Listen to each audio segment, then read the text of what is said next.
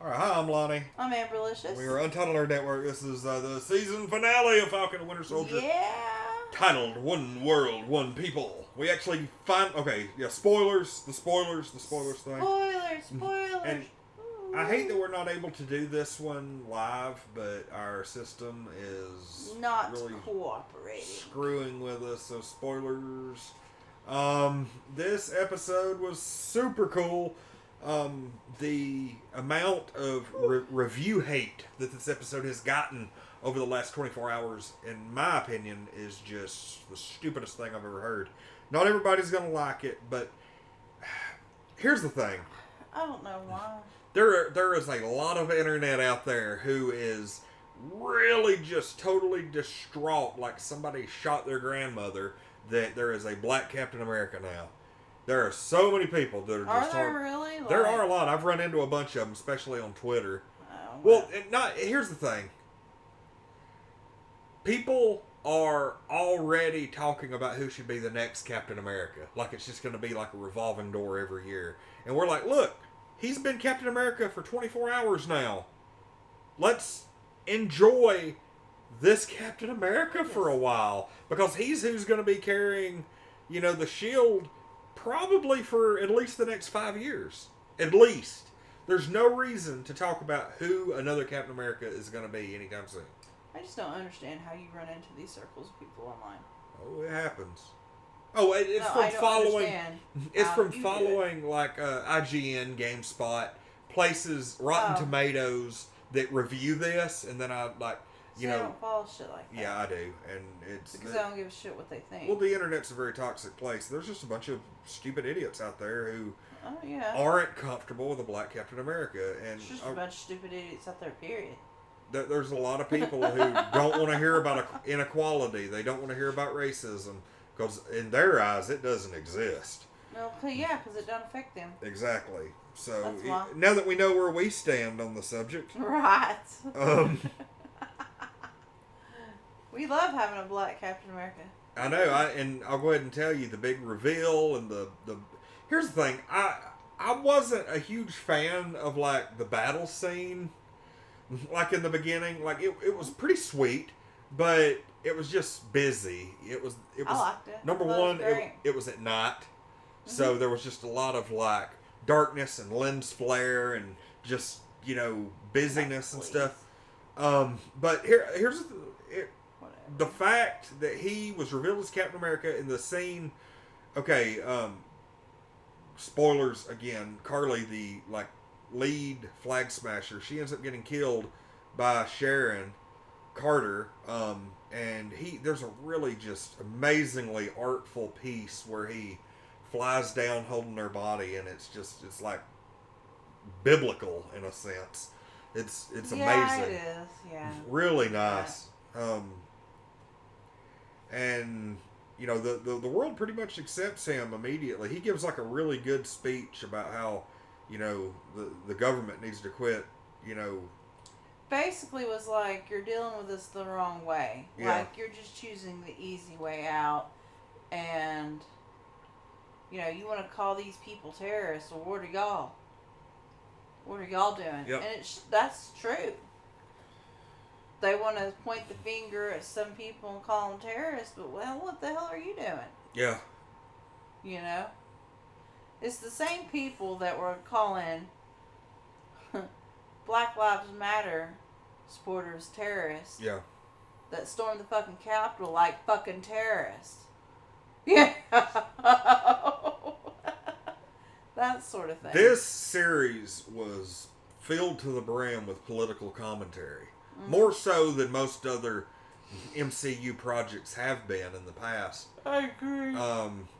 But the Snap deal and how that has affected people, that has really given them an opportunity to tackle the political landscape, as it were.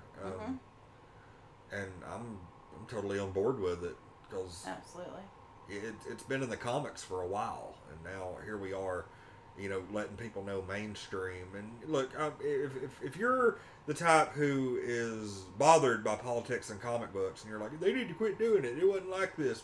It was like this because the X-Men were 100% political from day one. Like Stan Lee came right out and said that the relationship from day one between Charles Xavier and Magneto was Martin Luther King Jr. and Malcolm X. Like that was 100%. That was political.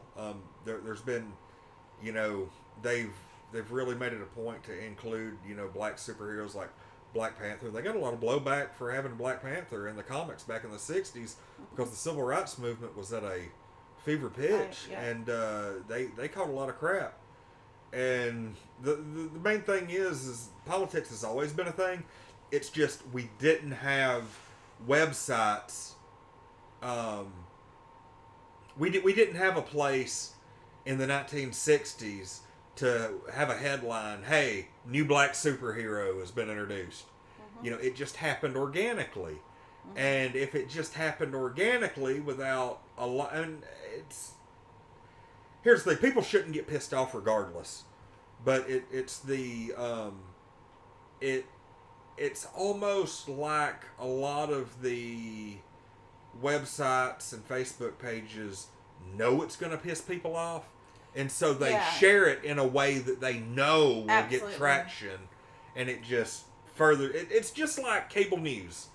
They know that they can present the news in a way that's not going to inflame people and piss people off, but they do it because that's what sells. You're not gonna that, or who knows, they have a bigger reason for doing that. Well, yeah, want to drive a divide and this, that, and this, But that's another story for another day. But yeah, they have taken that method and applied it to comic books, and now every time we have a gender change or a race change of a character, a new character that is different from the old one, they make a huge deal out of it, and they phrase it in such a way that's going to piss the wrong people off. The racist and the homophobes, and it's like when the Eternals is coming out, and while that's going to be a great movie, it's going to be like kind of a Guardians of the Galaxy vibe, space and blah blah blah, and but instead of just focusing on that, everybody's like, hey, they're actually going to have a same-sex relationship in this movie. And that was like the thing that they focused on. And while it's great to have representation, they're doing it to stoke the fire. And I'm just like, oh, God, y'all, come on now. Like, let's just appreciate it and let it happen organically. And no, that's not what people are doing. And like I said, a lot of the people here, that I'm reading about these reviews are just pissed off that there's a black Captain America, and a lot of people, for the wrong reasons, think Bucky should have been, and that's just not the way it is. Right. Well, we've already discussed why Bucky can't be Captain America anyway. Yeah. If you're curious as that, go back in some of our previous reviews and check that out. So. Speaking of that, though, he finally told that man about his son. Yeah, and he was upset, and you could kind of tell that was a weight lifted off his shoulders. They probably ended his relationship with the old man, but the man is at peace. Yeah, he saw him in peace. Yep. He saw him in peace. He got to leave his therapist. He was like, hey, the book is done. The book is done. Yep. And I think that's why he still had to go to therapy that entire time. Not because only he needed it, but because... hey, you still hadn't done this last one. Yeah. Hey, no, not till you do it.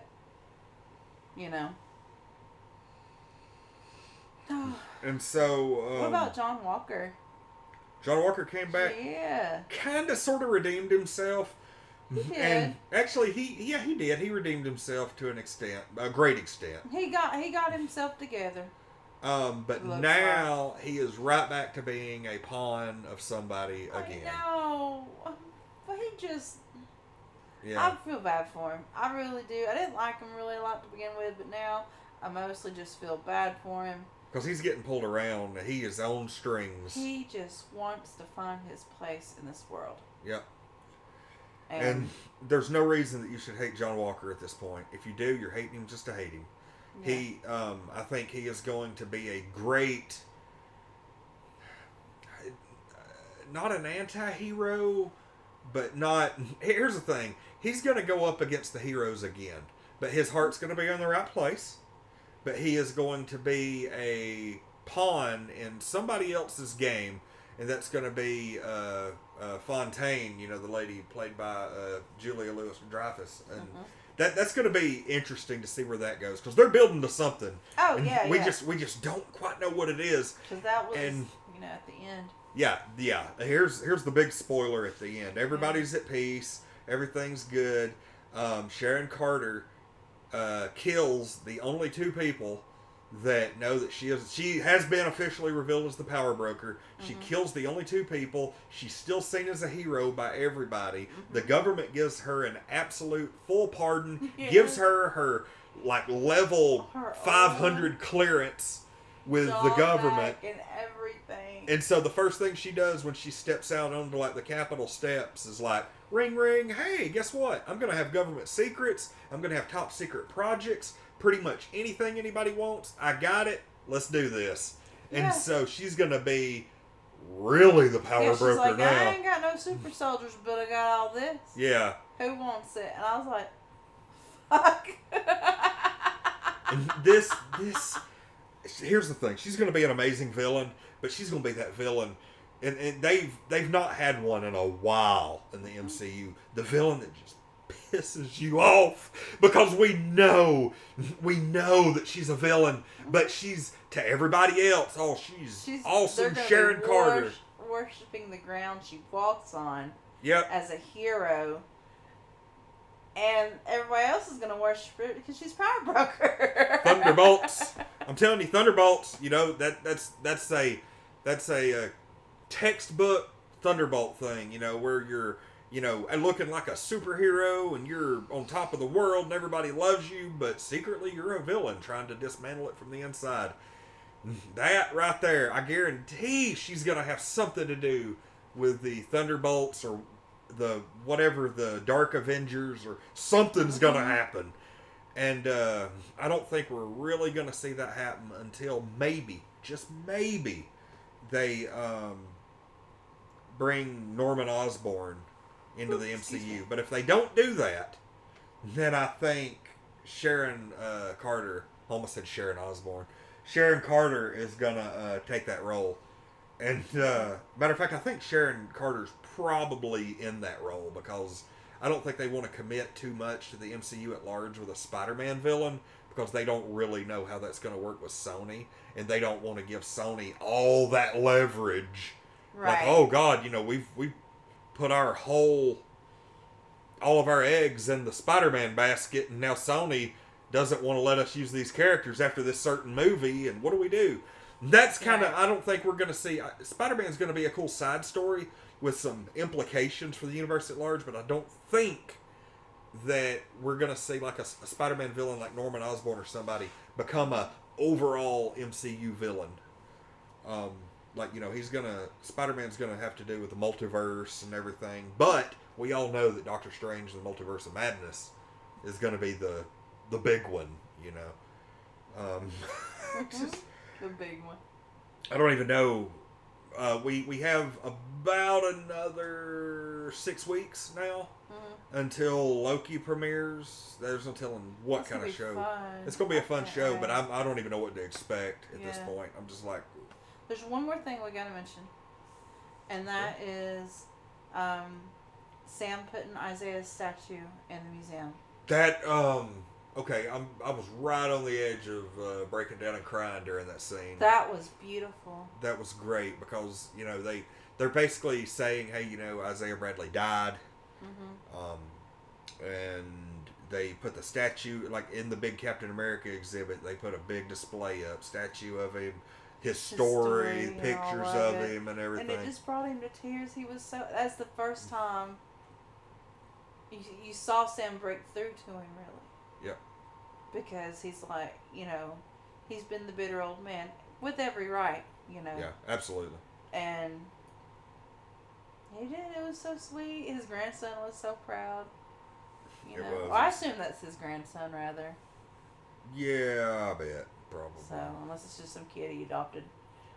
Either way, it's cool. Yeah. But yeah, this That's what do so you what do sweet. you give this episode? I'm gonna give it 11. It was really good. Okay. Especially with like all the bonus, just everything was wrapped up. Yeah, and Everything was wrapped up. The after credit scene was great. I just, I thought it was great. here, like, despite the slight flaws that I found in the overall battle scene, this story did get nicely wrapped up. And here's the thing: they were like, I read like a spoiler-free review somewhere, and they said that this was a horrible finale because they left so many plot threads dangling, and I'm like, that's what Marvel shows do. This Yeah, is because it's gonna continue in the movie. yeah, and I'm like, And really, there wasn't a lot left undone. No, After and we watched this, like, one thing that they did do that I heard that they didn't mention here, and I thought that they were going to mention it after the episode. They have officially announced as of like last night that they've already got a director, and they're bringing Anthony Mackie back in as Captain America for a Captain America 4. okay. And that's going to happen probably not this phase, but it's probably going to be one of the first movies in the next phase after Fantastic Four finally releases. So we've got a great couple of years coming up. This is just going to be fantastic. So, but I do I agree with you. Despite just tiny little flaws, as far as that battle was concerned, the rest of the episode more than made up for it and catapulted it right up to 11 status for me. All right, well, that's it for this one. I'm Lonnie. I'm Amberlicious. We are Untitled Nerd Network. This has been the final review. Who knows if they'll have another one? But they did make it a point at the end to say Captain America and the Winter Soldier. Yes. So who knows if they will have another season of this? But I think at least we know that they're coming out with a Captain America 4. So can't wait. Well, as far as Marvel's concerned, we'll see y'all in 6 weeks for Loki.